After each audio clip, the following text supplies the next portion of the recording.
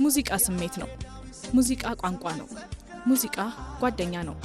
ማንኛውም ሰው ሀዘኑንም ይሁን ደስታውን፣ ፍቅሩንም ይሁን ናፍቆቱን ለመግለጽ ሙዚቃ ወደር የሌላት ምርጫ ናት።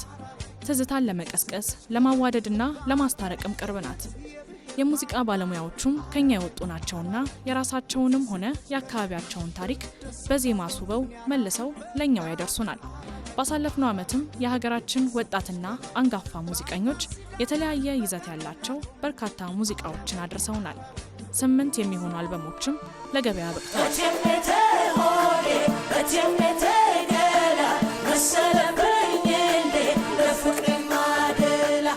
በ2014 መግቢያ ላይ ቀድሞ ለአድማጭ የደረሰው የራሄል ጌቱ እቴሜቴ የተሰኘ አልበም በአድማጭ ዘንድ እጅግ ተቀባይነትን ያገኘ ነበር። ይህ 1 ዓመት ከ3 ወር የፈጀው አልበም መታሰቢያነቱ በህይወት ለሌሉት ለእናቷ ወይዘሮ ፍጹም ፈቃደና ለአባቷ አቶ ጌቱ ክብረት ሲሆን ቀጣይ ስራዎቿም መታሰቢያነታቸው ለነሱ እንደሚሆን ተናግራለች። በርካታ ወጣትና አንጋፋ ሙዚቀኞች የተሳተፉበት እቴሜቴ አልበም 13 ሙዚቃዎችን ያካተተ ሲሆን በዚህ የመጀመሪያ አልበሟ ላይ ይልማ ገብረአብና ሀብታሙ ቦጋለን ጨምሮ ወጣቶቹ ናትናኤል ግርማቸው እንዲሁም ወንደሰን ይሁብ በግጥም፣ አበበ ብርሃኔ፣ ሀብታሙ ቦጋለና ምረትአብ ደስታ ደግሞ በዜማ ተሳትፈውበታል። በቅንብሩ አቤል ጳውሎስና ታምሮ አማረ ሲሳተፉበት በርከት ያሉ ሙዚቃዎችን ደግሞ ሚኪጃኖ አቀናብሯቸዋል። ከአልበማ ውስጥ ኢትዮጵያ የተሰኘው ሙዚቃ በምስል ወጥቶ ብዙ ተመልካችን ያገኘና አድናቆትን ያተረፈ ስራ ነው። በደብረ ማርቆስ አካባቢ የተሰራው ይህ ሙዚቃ 15 ቀን የፈጀ ሲሆን አዘጋጇ ደግሞ ቅድስት ይልማ ናት። እናት ዓለም የደም ያለላ ሰበስከለ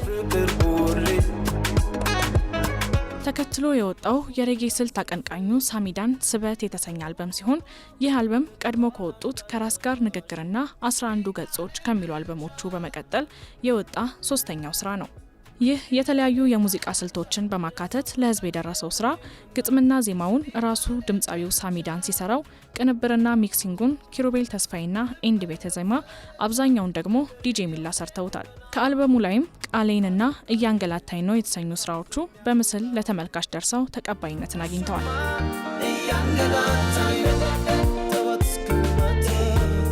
ሌላኛው የሬጌ አቀንቃኝ ዮሐናም እረፍት የተሰኘ አልበሙን ያደረሰን በዚሁ ባጠናቀቅነው ዓመት ነበር። ከዚህ በፊት 2 አልበሞችን በነጻ ለአድናቂዎቹ ያደረሰው ዮሐና የአሁኑን አልበሙን ለተማሪዎች በነጻ አድርሶ 500 ሲዲዎችን ደግሞ በ1000 ብር አቅም ላላቸው አድናቂዎቹ ለገበያ አቅርቧል። የአልበሙን ግጥምና ዜማ ራሱ ዮሐና ሲሰራው፣ ሙሉ ቅንብሩን ደግሞ የራሱን የሆነ ቀለም እያደረሰን የሚገኘው ዲጄ ሚላ ሰርቶታል።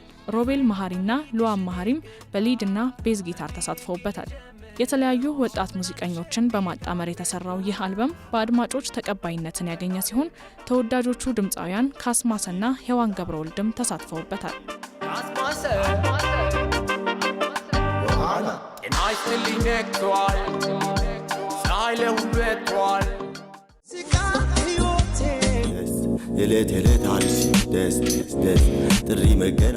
በ2014 ከሰማናቸው አልበሞች መካከል ሀገራዊ የሙዚቃ ስልትን ከውጭው የሂፕሆፕ ስልት ጋር በማጣመር በተለየ የሙዚቃ አቀራረብ በመምጣት የህዝብን በተለይ የወጣቱን ቀልብ መሳብ የቻለው የካስማሰ ባህል ወግ የተሰኘ አልበም አንዱ ነው።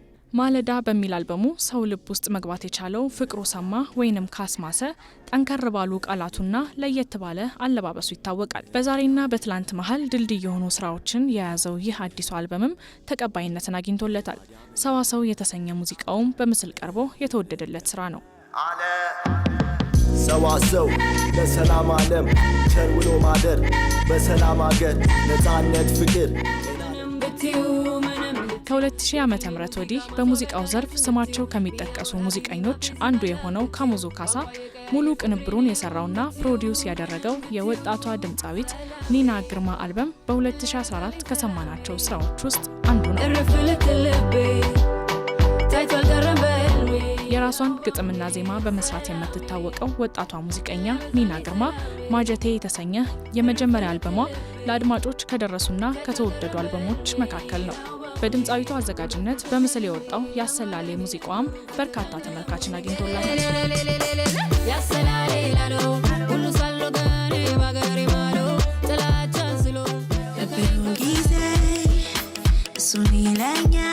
ከቅርብ ጊዜ ወዲህ በህዝብ ዘንድ እጅግ ተቀባይነትን ካገኙ ሴት ድምፃውያን መካከል አንዷ የሆነችው ጸዲም በተጠናቀቀው በ2014 አዲስ አልበም አስደምጣለች።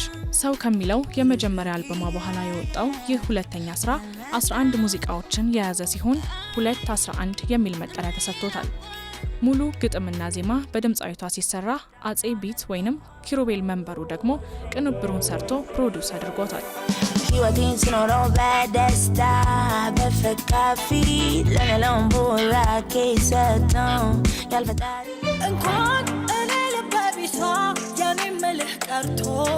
በዓለማችን በብዛት ከተደመጡ አልበሞች አንደኛው በመሆን ሰንጠረዡን ሲመራ የነበረው የሔዋን ገብረወልድ አልበም በስሟ የተሰየመ ሲሆን በሀገራችን ተደማጭነትን ካገኙ ስራዎች መካከል አንዱ ነው። ከጃኖ ባንድ ጋር በመስራት ከህዝብ ጋር የተዋወቀችው ሔዋን በግሏ ነጠላ ዜማዎችን ስታወጣ ቆይታ ባሳለፍነው ዓመት ያወጣችው ሔዋን የተሰኘ አልበም የተለያዩ ወጣትና አንጋፋ ሙያተኞች ተሳትፈውበታል። ከአልበሙ የ5 ስራዎችን ግጥም ናትናኤል ግርማቸው ሲሰራ በዜማ ቴዲ አፍሮን ጨምሮ እራሷ ሔዋንም ተሳትፋበታለች።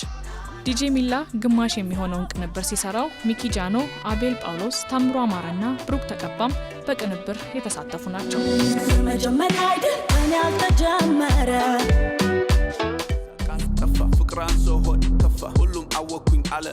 በቅርቡ ከዩኒቨርሳል ሚውዚክ ግሩፕ ጋር በመፈራረም በኢትዮጵያ የመጀመሪያው ሙዚቀኛና ዲጄ ሮፍናን ኑሪ 6 የተሰኘ አልበሙን ያወጣው በ2014 ማገባደጃ ነበር።